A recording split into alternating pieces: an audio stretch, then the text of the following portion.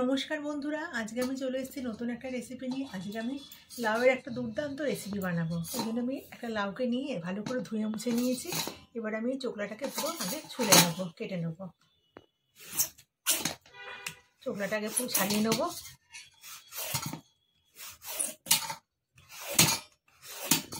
লাল চোকলাটা আমি ভালো করে ছাড়িয়ে নিয়েছি।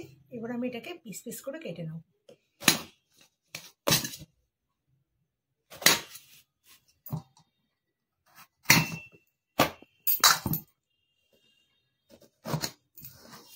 এবার আমি গেটারে লাউটাকে পুরো ঘষে নেব। এই ঘষে নেওয়াটা খুব ইজি। দেখুন কত সুন্দর বেরোচ্ছে। বন্ধুরা, আমি লাউটা ঘষে নিয়েছি। আর লাউয়ের দানাগুলো কিন্তু আমি ফেলে দিয়েছি। এই যে ছোটো ছোটো দানাগুলো, এগুলো ফেলে দিয়েছি। দানাগুলো দিলে কিন্তু ভালো লাগবে না। পুরো লাউটা আমার লাগেনি, একটু পুরো লাউ আমি রেখে দিয়েছি, কারণ এতটাতেই আমার হয়ে যাবে। এবার আমি হাফ বাটি সুজি নিয়ে নিয়েছি। এটা একটা বড়ো বাটির মধ্যে আমি নিয়ে নিলাম।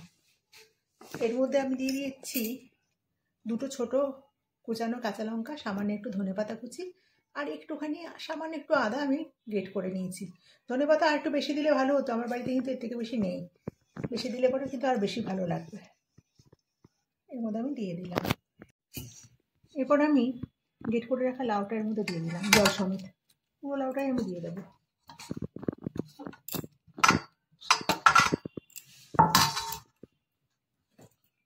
সামান্য একটু চিনি দেবো, হাফ চামচ।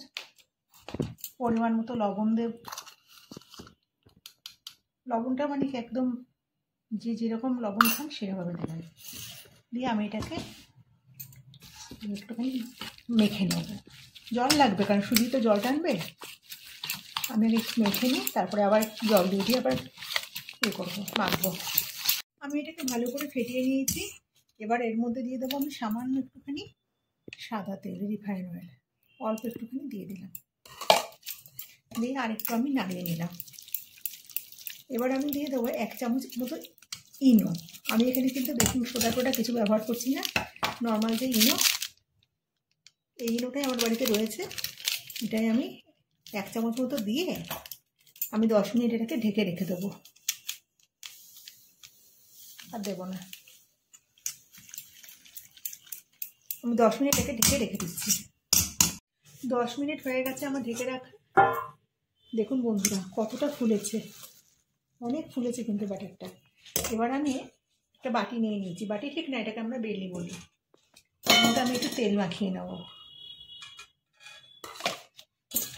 হাত দিয়ে ভালো করে এটা মেখে নেবো তেলটা। তারপরে আমি ব্যাটারটাকে এর মধ্যে ঢেলে দেবো।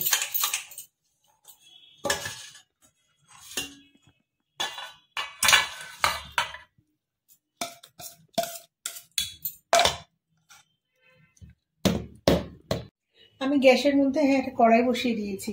কড়াইয়ের জল এই যে ফুটছে, একটা স্ট্যান্ড বসিয়ে দিয়েছি।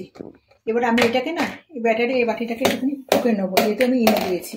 এবার আমি এটাকে এর মধ্যে বসিয়ে দিলাম, বসিয়ে দিয়েছি। এটা আমি 10 মিনিট এটাকে আমি ভাপে রাখবো। ঢাকনাটা দিয়ে দিলাম। লো টু মিডিয়াম ফ্লেমে কিন্তু আমি 10 মিনিট রাখবো। বন্ধুরা, আমার 10 মিনিট হয়ে গেছে। এই যে আমি এবার ঢাকনা খুলছি। দেখুন এটা আমার মনে হচ্ছে হয়ে গেছে। হ্যাঁ, এই যে লাগেনির মধ্যে এটা হয়ে গেছে। আমি গ্যাসটা অফ করে এটা নামিয়ে নেবো। এবার আমি এটাকে ঠান্ডা করে নেবো। এটা আমার ঠান্ডা হয়ে গেছে। এবার আমি এটাকে পিস পিস করে নিজের ইচ্ছে মতো আমি কেটে নেব। আমি এগুলোকে না পিস পিস করে কেটে নিয়েছি। এগুলো কিন্তু এমনিও খাওয়া যায়, কিন্তু আমি এমনি খাবো না আজকে, এমনিও খাই আমরা। আজকে আমি একটুখানি বেসনে চোবাবো, তাই আমি অল্প একটু বেসন নিয়ে নিচ্ছি। বেসনের একটা ব্যাটার তৈরি করবো, পাতলা করে একটা ব্যাটার তৈরি করবো। 3 চামচ মতো বেসন নিলাম। তার সাথে সামান্য একটু হলুদ দেব, একটু কালো জিরে দিলাম,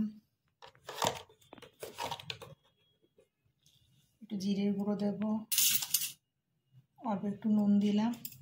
দিয়ে আমি একটা ব্যাটার তৈরি করে নেব। আমি একটু পাতলা করে বেসন গুলে নিয়েছি। দেখুন একদম পাতলা কোট করে নিয়েছি। কড়াইতে আমি রিফাইন অয়েল বসিয়ে দিয়েছি গরম করতে। এটা গরমও হয়ে গেছে। আমি এবার এগুলো একটা করে চোবাবো, চুমি চুমি ভেজে নেব। এটা খেতে কিন্তু ভীষণ ভালো লাগে, ভীষণ মজার খাবার।